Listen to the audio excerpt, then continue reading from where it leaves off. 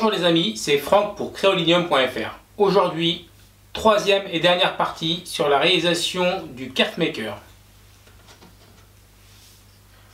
Donc, aujourd'hui, je vais insérer les vis et les écrous meuletés que je suis allé feugner à Luxembourgville. J'ai pas trouvé sur Thionville, il fallait chercher une boîte de 500, donc c'est très peu rentable pour une pièce. Je pourrais lancer une série, mais bon, je suis pas sûr que ça se vende très bien. Donc on va continuer tranquillement et la vidéo va être très courte, je pense. Donc parce qu'il n'y a pas grand chose à faire. Donc à tout de suite. Donc j'ai percé la dernière partie pour venir accueillir la vis guide, la vis de serrage qui va venir se loger sur la partie B. Donc j'ai percé la dernière partie pour venir y accueillir une vis. La vis qui va venir serrer cette partie là quand elles vont coulisser ensemble. Donc il ne me reste plus qu'à faire la rainure de 6 mm ici, traversante bien sûr, et par la suite je ferai avec une fraise sphérique, demi-sphérique, à gouge, à gorge, je ne sais pas comment on peut dire exactement, la petite touche finale sur les rainures pour que ça accroche bien sur la vis de réglage. Pour réaliser ma rainure, je vais utiliser le routeur Boss avec une fraise droite de 6 mm hélicoïdale et je vais venir tout doucement venir manger ici en m'arrêtant, en faisant très attention à bien m'arrêter à 4-5 mm du bord, et ici je peux venir quasiment percuter la planète, il n'y a pas trop de problème, il n'y aura pas de problème de résistance. Donc la pièce est venue et fixée au moyen de des presses, des serres, je ne sais pas comment on peut appeler ça. Elle ne touche pas à la table, elle est sur un petit bout de médium. Normalement elle ne devrait pas voler, je ne devrais pas la prendre dans la gueule.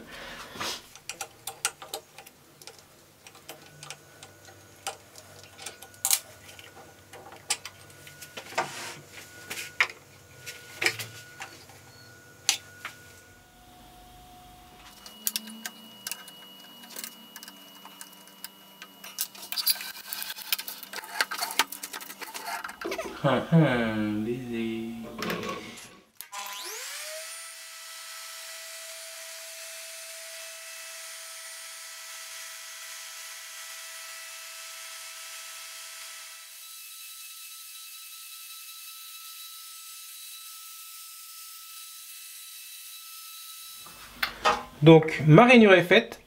J'ai réfléchi par la suite et je me suis dit que c'était bien de ne pas la faire déboucher. Donc là elle est borgne et je vais devoir maintenant, alors la petite tournevis,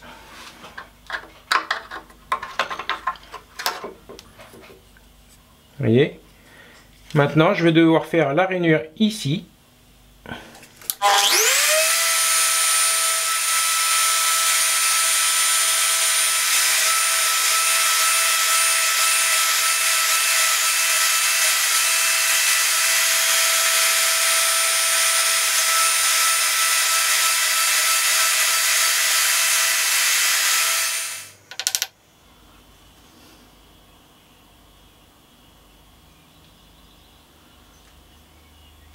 Alors pour percer l'autre côté de ma rainure sur l'autre tranche, je procède par retournement. Donc il y en a certains qui vont me dire, mais tu as déréglé ton axe, mais comment tu fais pour te remettre pile poil? C'est simple, je sais pas si vous pouvez voir, je vais essayer de le défaire.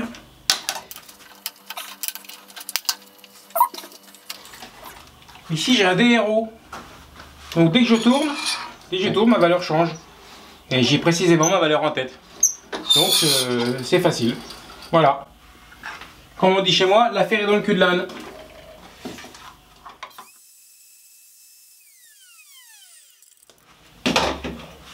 Et voilà, le tour est joué. Je suis même moins fait chier que pour les autres pièces apparemment, enfin j'ai l'impression. Hein.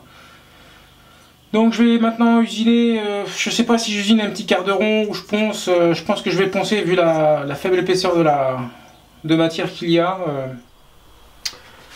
Donc me voici avec mes 3 parties, A, B et C. Mes 2 vis molletées et mes 2 boulons.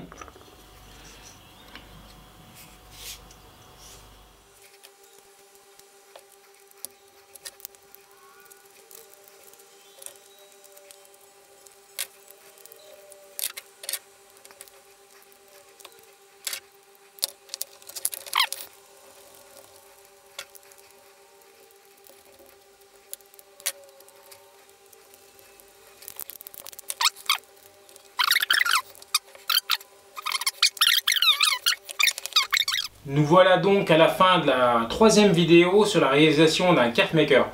Me reste à faire le ponçage, mettre un petit coup d'huile dessus, mais ça franchement je pense pas que ça vous intéresse, c'est du superflu. Pour moi c'est du superflu. Build for Fun m'a gentiment envoyé une vidéo en me disant qu'il y avait un gars aux États-Unis qui faisait exactement la même réalisation que moi, exactement dans le même principe.